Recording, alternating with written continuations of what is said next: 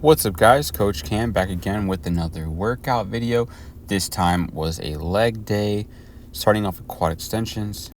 Seems to be a frequent question as to why I start off with quad extensions and not leg press.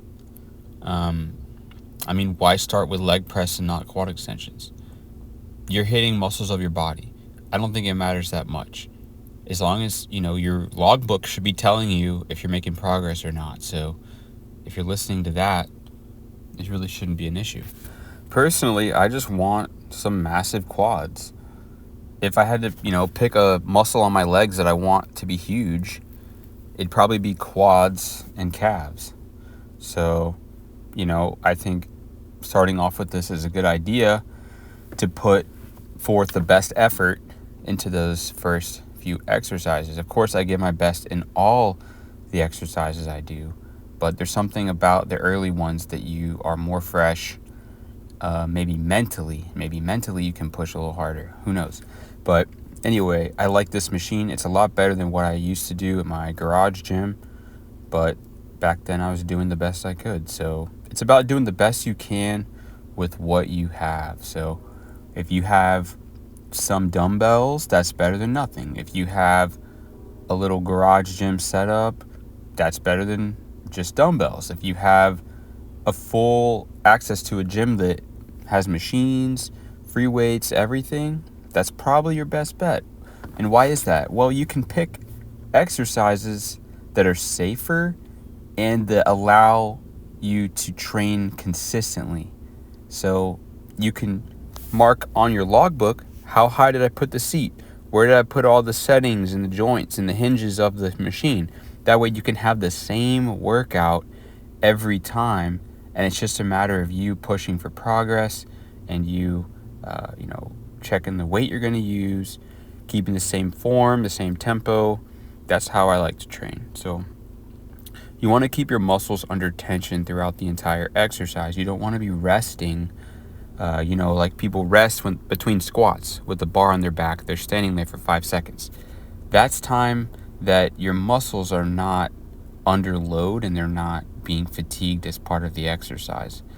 So I guess that's cool if you're a power lifter, you're trying to practice lifting heavy, but as far as just training the muscles of the body, getting the adaptations of exercise to your body, it's important to fatigue muscle fibers, and you can't do that if they're not under tension.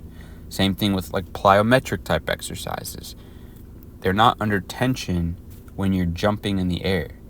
Sure, you might have put out more force into the ground, which is cool, but that force, it's not the same as muscle force. It's not the same as the muscle fibers firing and pulling against each other to create internal force, right? That's more of an external force, which could be good for certain sports or activities like jumping. You might want to practice, putting through a lot of force through your tendons and your muscles quickly. However, that will come with a risk of injury, and it's not the best way to train the muscles themselves. That's why I advocate to train like this. This is purely muscle training. This is not going to transfer to powerlifting, Olympic lifting, or even directly to any other sports, but you are improving your body's ability to produce force, to be resilient to injuries, and the longevity and health of your body, which, if you include all of that, you are essentially going to become better at your sport, provided you're practicing your sport. No one would ever say, go to the gym and just do these workouts and don't practice your sport.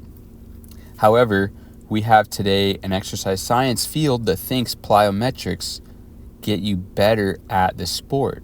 They think Olympic lifting gets you better at American football. That's not true.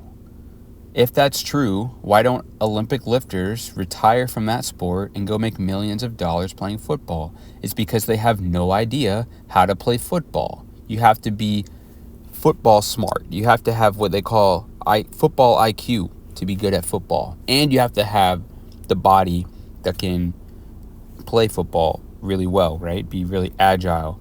And so practice your sport to practice your sport. Train the muscles of your body to be the most resilient, strong, have a fit cardiovascular system. Some people might watch these workouts and think, wow, you're skipping cardio. How am I skipping cardio? Every single muscle that I'm training is connected to my cardio. It's connected to my cardiovascular system via blood vessels, okay, arteries, oxygen going into the red blood cells in the blood, the heart pumping, the lungs doing the oxygen, carbon dioxide exchanging.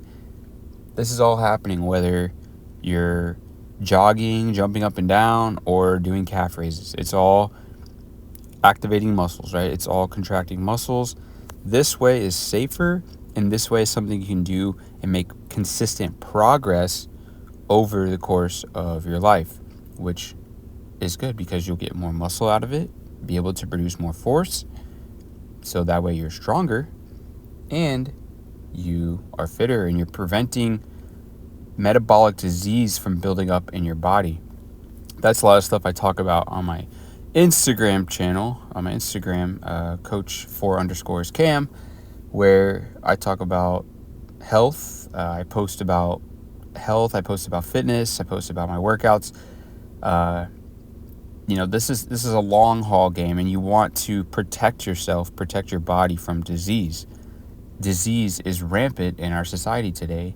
People's muscles are atrophied and they're obese to the point they're getting chronic illnesses and diseases from not only not training, but the food that they're eating and the choices that they're making for short-term pleasure instead of long-term, sustainability and health, and ultimately pleasure as well. So you can eat healthy and have fun. You can eat healthy and have pleasure in your life, and you can be disciplined, go to the gym, and still have a life. I train 20 minutes once per week, really, really hard. That is it. That should perk your interest. You should say, wow, what? How's that possible? Well, this is how it's possible. You train to failure every single exercise. You do a handful of exercises, push the muscles as hard as they can be pushed, not necessarily lifting the heaviest weight, but you're fatiguing the body, you're fatiguing the muscles. That's your goal. So post-workout flex, there's the stats on the right, and still weighing 170 here, 5'7", so probably the most muscle I've ever had. I've weighed 190 in the past, but to my surprise, a lot of it was fat. So I don't believe in getting super fat and extra bulky. You need to just train really hard and make progress.